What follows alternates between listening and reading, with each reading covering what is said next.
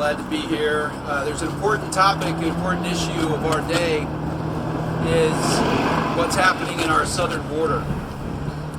You know, we're here in the city of Utica today, but across this district from Utica to Syracuse, we actually have a very proud tradition of welcoming immigrants to this community. If you go back, Italian and Irish immigrants and from many other countries for a long period of time. And more recently, we have welcomed refugees into our community that have become a rich and vibrant part of everything that's great about Central New York and the Mohawk Valley. These are folks from Somalia and Iraq and many other places. And that's just part of who we are as a community. But in September of this year, I had the opportunity to go visit our southern border. What I saw can only be described as anarchy. I say that as seriously as I can to convey the streaming of mostly unaccompanied males in their late teens, early to mid-20s, coming across our border. I stopped and spoke with several of them with the Border Patrol translating. The group that I spoke with were all from Venezuela.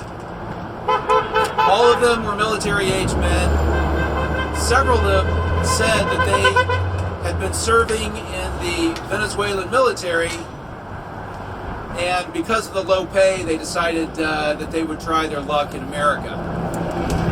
These are not asylum seekers. We don't know exactly what their motivation is, but since Joe Biden took office, more than 8 million of these crossings have happened. Unprecedented in American history, an order of magnitude greater than anything that we've experienced in our nation.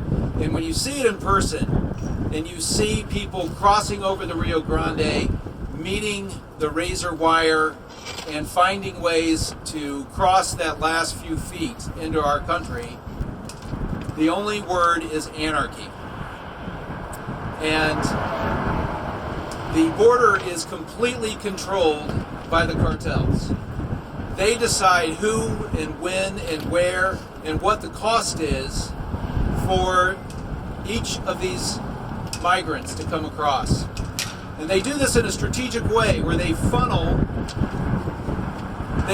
these migrants to one place so that all of the Border Patrol and law enforcement resources are required to be in that one place to process this flood of humanity. And they do this intentionally, because when the Border Patrol is completely tied up in this one place, the rest of the border is open. And this is where the cartels are allowing their people that don't want to be caught and have any kind of interaction with American law enforcement, that's where they are going. So all of this is strategic. There have been hundreds of people on the terrorist watch list who have been apprehended. Hundreds. That should concern all of us, but what should concern us even more is that these are just the ones that have been caught. They know that there are literally hundreds of what are known as gotaways every single day. We don't know who they are, we don't know where they are, and we don't know why they're here. But they're here in our country today. So anarchy is the only thing that describes it. I spoke with Border Patrol and law enforcement, and they are overwhelmed. They're unable to complete their mission of securing our border. Local law enforcement, they say that the danger has gone up exponentially, not only for their communities, but for themselves, because they are so strained and stressed, and there is just simply not enough to maintain law and order at the border. Today in Central New York and Mohawk Valley, we have a fentanyl crisis. And that fentanyl is coming across our southern border. And it's coming because the Biden administration refuses to close the border and to do its constitutional obligation. In fact, New York City itself is in crisis. Mayor Adams, famous for the policies of a progressive city, says that the migrant crisis overwhelming New York City will make it unlivable and will destroy the city. This is from a progressive mayor of a progressive city trying to deal with the crisis created by this open border. Our governor has redirected $2.3 billion out of her budget. This is taken away from the citizens and taxpayers of this country just to deal with the crisis that the Biden administration and an open border has caused. In fact, as you have seen, these migrants are allowed to attack police officers without consequence and to walk scot-free, to leave town with money provided by Governor Hochul to seek asylum elsewhere. And this is absolutely outrageous. There's no amount of talking points that is going to undo this kind of crisis. Action has to be taken. The fact is, the Republican House, the Republican members of the House of Representatives have taken action. And they passed the Border Act, H.R. 2, all the way back in May, 9 months ago. The Border Act is humane and it's effective. It would effectively secure the border, which is what the American people want. It's what the American people expect our leaders to do. And that bill has sat in Chuck Schumer's Senate for 9 months with no action whatsoever. No negotiation. No crisis in the Senate around the border until this past week.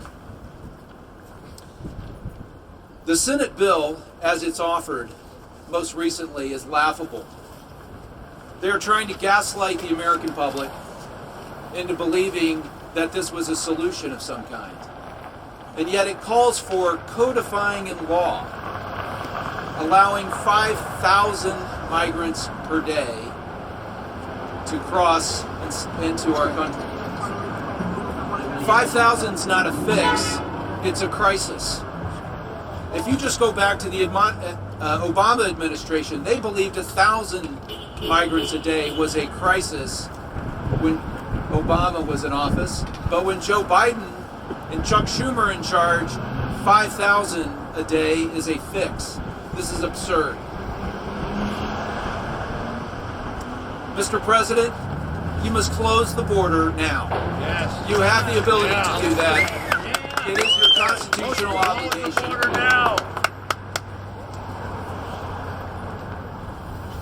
The president picked up his pen and celebrated, famously, or infamously, I would say, canceling the Remain in Mexico policy that was effective. And now he can pick up the pen and he can reinstate Remain in Mexico. Most estimates are that this would reduce the flow of illegal immigration into our country by 70%, just with the stroke of a pen. Madam Governor, protect our cops. Yep. Quit housing migrants in our schools. And don't export the progressive disasters that you've created and helped create in New York City to our community in central New York and the Mohawk Valley. It is time for the administration and the Senate to come to the table and enact the will of the American people. The overwhelming will of the American people is that we secure our border. And that's what I am working on in Congress. That's what I'm calling on our President and Senate to do. And that's what I'm asking our governor to stop giving away free stuff that is overwhelming the city of New York and our state and our budget to the detriment of the rest of the citizens that live here and pay taxes here. I thank you for your fellow citizens, the patriots that actually care enough about this issue to come out on a cold, blustery day and draw attention to it. And it's going to take a lot of courage to stand up and do the right thing. The American people want our border secure. Amen. And that needs to happen today. Thank you very much. Amen.